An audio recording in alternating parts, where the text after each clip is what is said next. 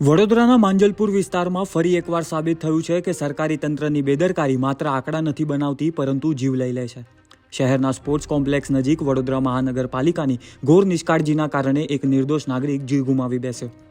ગુજરાતમાં અગાઉ પણ તંત્રની નિષ્કાળજી અને ખુલ્લા ગટર રસ્તાના કારણે જીવઘાતી અકસ્માતો ઘટ્યા છે, જેની વાત કરીએ તો સુરતના વારિયા વિસ્તારમાં ખુલ્લા સ્ટોર્મ ડ્રેનમાં પડતા બાળકનું મોત થયું હતું।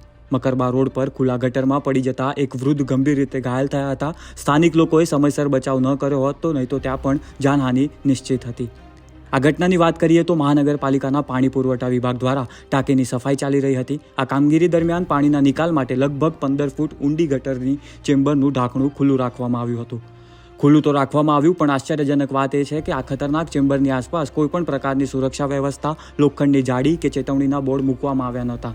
અંધારાના કારણે આ ખુલ્લી ચેમ્બર નજરે ન ચડતા 40 વર્ષીય વિપુલસિંહ ઝાલા તેમાં ખાબક્યા હતા। પરિવારજનો યુવકની શોધખોળ કરતા હતા ત્યારે અંધારામાં ટોર્ચના પ્રકાશમાં તેમના બૂટ ગટરના પાણીમાં તરતા જોવા મળ્યા, જે દ્રશ્યએ સૌને ધ્રુજાવી દીધા। ઘટનાની જાણ થતાં જ વડોદરા જીઆઈડીસી ફાયર સ્ટેશનની ટીમ અને પોલીસ તાત્કાલિક ઘટના સ્થળે પહોંચી હતી। ફાયર બ્રિગેડે માત્ર 10 મિનિટમાં આ યુવકને 15 ફૂટ ઊંડા ચેમ્બરમાંથી બહાર કાઢ્યો હતો, પરંતુ ત્યાં સુધીમાં ઘણું મોડું થઈ ગયું હતું। ખાનગી હોસ્પિટલમાં લઈ જતા તબીબોએ વિપુલસિંહ ઝાલાને મૃત જાહેર કર્યો। ઉલ્લેખનીય છે કે મૃતક વિપુલસિંહ ઝાલા નિવૃત્ત ડીવાયએસપીના પુત્ર હતા, જેનાથી આ ઘટનાની ગંભીરતા વધુ વધી ગઈ છે। જો આ રીતે ઉચ્ચ અધિકારીના પુત્રનું પણ સુરક્ષિત રહેવું શક્ય નથી તો સામાન્ય નાગરિકોની સુરક્ષા વિશે તો શું કહી શકાય।